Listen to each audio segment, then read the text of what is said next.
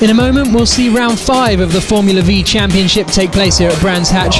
Earlier though, the heat provided some great action, including this move from Ben Anderson around the outside of Declan McDonald at Paddock Hill Bend to move up into second position, right behind race leader Ian Jordan. Unfortunately for Andrew Perks, his race ended prematurely when he guided his GAC through the gravel and into the tyre wall at Clearways towards the end of the second lap. Ben Anderson managed to overhaul Ian Jordan at Paddock Hill Bend on lap 4 to take the lead of the race, with Jordan coming under increasing pressure from McDonald and the promising Daniel Pitchford. 2 laps later, McDonald had a look around the outside of Jordan at Druids, managing to hang on to take the position. Pitchford stayed right in McDonald's wheel tracks to follow him through, costing Jordan 2 positions in as many corners. On lap 13 though, McDonald lost a lot of time and he finished only 6th. The battling behind allowed pre-event championship leader Ben Anderson to take a comfortable victory, 8 seconds ahead of Pitchford and Jordan. We've had 2 championship rounds since we last saw Formula Vee in action at Snetterton, and at Mallory Park, Farmer grabbed the lead from 3rd on the grid on lap 1. He was still ahead when red flags came out because of Perry Tubbs' big accident on the approach to the hairpin. Ben Anderson was closing in 2nd position on that occasion, and yesterday Martin Farmer completed his hat-trick of wins, defeating Paul Smith and Ashley Sutton. It's Farmer and Belzy, Peter Belzy on the front row, Paul Smith and Paul Taylor on the 2nd row of the grid here, Ashley Sutton and Dave Hodgkin on the 3rd row of the grid as the race gets underway. On board with Ashley Sutton from 5th on the grid then, and it looks like he holds station at the start, but Martin Farmer and Peter Belzy leading to Paddock Hill Bend for the first time as this very full grid of 28 Formula V's heads through Paddock Hill Bend for the first time.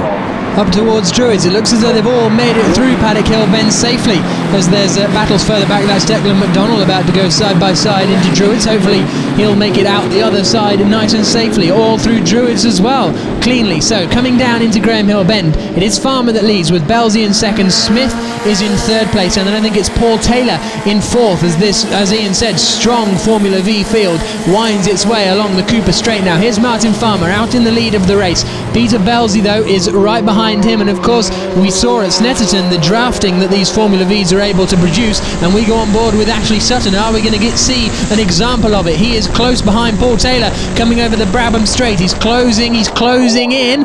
Taylor holds the defensive line. Belzy has a little look out, and Sutton switches to the outside. So these top 5 already battling very, very hard indeed as Sutton drops down Paddock Hill Bend with extreme pace, but Taylor covers the inside line nicely. So, around the hairpin they go then. Farmer it is that leads, looking for his 4th successive victory. It's the kind of form of a champion, but he's not going to do all of the rounds of the championship. There you can see Ben Anderson there. He was just a little bit further down. He's still in 7th position, having won the qualifying heat. Nightmare weekend for him. Blew a gearbox in testing, and again in yesterday's race, a 3rd gearbox of the weekend for him. But back on board we go with Ashley Sutton, still in only his 3rd race meeting in cars. Paul Taylor goes wide there, and surely he'll pounce to go 4th. It looks like he does, and the battle for 2nd now is going on. Smith versus Belzy. Belzy holds the inside line, but then he switches to the outside. He's having a little bit of a look at Farmer. Here comes Smith on the inside, and he's hit Belzy. Round they go, and up in the air goes Paul Smith. Pieces of bodywork flying off everywhere. How damaged are they? Smith is going very slowly. Belzy picks up the pace once again, but a collision there in the battle for 2nd place. You can see the front cover almost of Paul Smith's car has been completely ripped off. Here's the replay in. Yes, we'll have a look at this in a moment. Martin Farmer though was leading. Now Smith just tucked in behind Peter Belzy there, who was 4th yesterday. Then he goes to the inside, and he's almost nose cone on the right rear wheel of Belzy in the Spider, the ex-Jez Clark Championship winning car, that spins him round, and as Belzy completes the 360, so Paul Smith in the AHS Dominator gets briefly airborne, damage to his car, and I don't know if he'll complete much more of this race. Belzy loses positions. Yeah, I'm not entirely sure Paul Smith even wanted to make that overtaking manoeuvre, but Belzy certainly wants to make this overtaking manoeuvre as he battles Dave Hodgkin through Paddock Hill Bend. Up the inside he goes up into Druids, but it looked as though Smith was trying to get out of that collision, but just didn't have quite enough brake power almost to avoid it. So as they wind their way out, Ben Anderson is now in front of Belzy, and I think he's on the back of Paul Taylor just in front of this gang. There's Declan McDonald, so they're now with a comfortable lead is Martin Farmer as they head out towards Surtees and McLaren, and here comes Ben Anderson. Yes, Ben Anderson then, I was just saying, this is now the gearbox from his sister Jenny Anderson's car that we saw Dave Connor in at Mallory Park. So a lot of work done by the Anderson family, sister Jenny, father Phil as well on that car overnight to get Ben out for today. It paid dividends with that heat win. Now he's trying to make up progress up the order there, but he's a long way behind the top three, certainly at the moment, or the top two as it now is. Taylor still yet to be passed then by Ben Anderson. Peter Belzy coming back into this as well. Up front, Martin Farmer looking pretty comfortable from Ashley Sutton just at the moment, but let's have a look at this. Dave Hodkin there, Declan McDonald, Daniel Pitchford involved as well. A great scrap down the order. This is really typical Formula V stuff as we go back to the 3rd, 4th and 5th place battle. Late lunge there from Anderson. That could cost him now because Peter Belzy's going to get a good run up the inside into Surtees. Perhaps not quite close enough. Here they come side by side. Anderson holds on to the position. Well, he tried to get around the outside of Paul Taylor at Paddock Hill Bend on the previous lap. We saw him do that magnificently in the heat, but they're tougher nuts to crack in the final because, of course, the top 7 for the final from qualifying rather made it through automatically and didn't have to battle their way through the heat as they come across the Brabham Straight. One driver who didn't make it into this race was John Hughes. His engine blew spectacularly yesterday, a hole the size of a dinner plate left in that one, and so no surprise that he is not out today. 3rd, 4th and 5th then, climbing up the hill. Farm it is that still leads from Ashley Sutton. Belzy tries to go up the inside, 2 wheels on the curb there. Can Belzy make this one work? He's still side by side coming out of the corner, almost overlapping wheels there. Anderson holds on. The Autosport journalist though defends from Peter Belzy, and that's distracting him really from getting ahead of Paul Taylor and up into 3rd position. I think Belzy might be a bit frustrated after his contact with Paul Smith earlier on because he's really going for the lunges rather than biding his time. He feels like he's lost enough time already with that little spin as they exit through clearways now. Anderson has got a good run this time up behind Paul Taylor. Belzy has dropped back a little bit. Anderson will switch to the outside. Can he make it around the outside this time? He couldn't 2 laps ago, but he's going to have another go as they drop down into Paddock Hill Bend, and no, still can't quite make it. Still Paul Taylor just about had enough speed and momentum, and by looking to the outside he's got Peter Belzy right up behind him who he has to cover from. Anderson himself is going to look up the inside of Taylor. This is a brilliant 3-way dice going on as Belzy switches to the outside. There's a little spinner there. The marshals peg it as the cars come around Druids. I think that may have been Richard Potterton. Yeah, the Marshals doing some good work there, but having to scatter as the cars come back round. We're focusing on this good battle for 3rd position. Martin Farmer, there he is, continues to lead the race then from Ashley Sutton, but among the traffic, look, Sutton starting to close in a little bit here. The gap is coming down.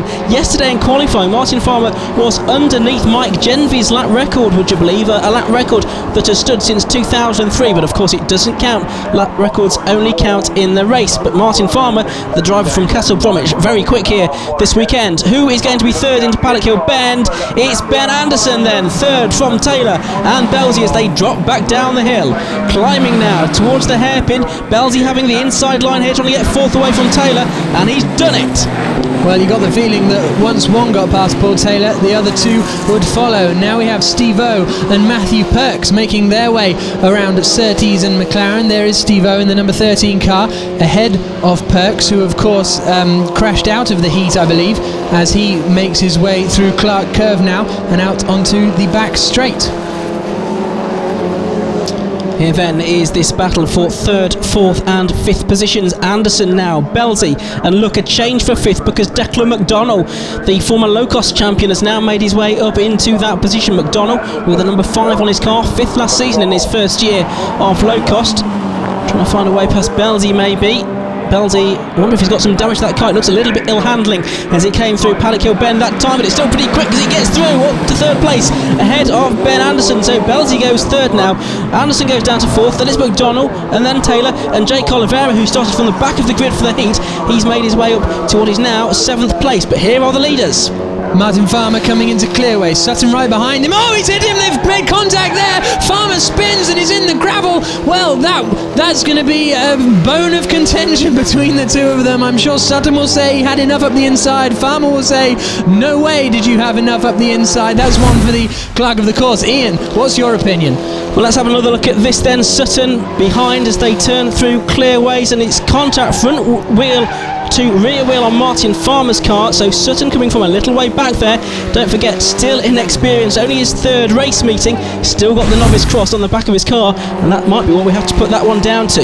The battle for third is still yet to be settled. Ben Anderson is holding that position at the moment with Declan McDonald fairly close behind him, and then Peter Belzy with Oliveira up the inside there coming out of clearways, I think. So Paul Taylor has lost a position as they come over the start-finish line.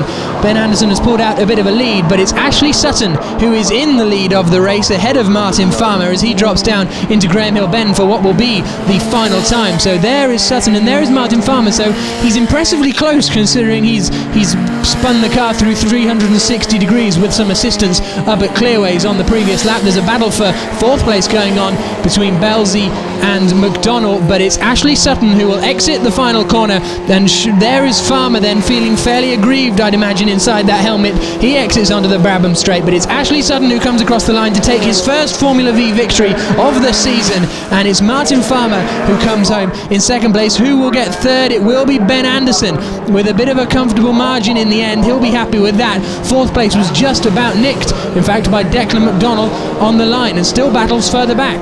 In the thick of that battle is the number 99 Storm of Gethin Jones. That's the car he's driving to help raise money for some charities, including the Make-A-Wish Foundation, but he's just behind Tim Probert in the White Storm, and the lease own of John Stapleton as they come up and over the line. This the battle for 13th position, and Probert it is that just holds on to grab that spot in the number 18 car.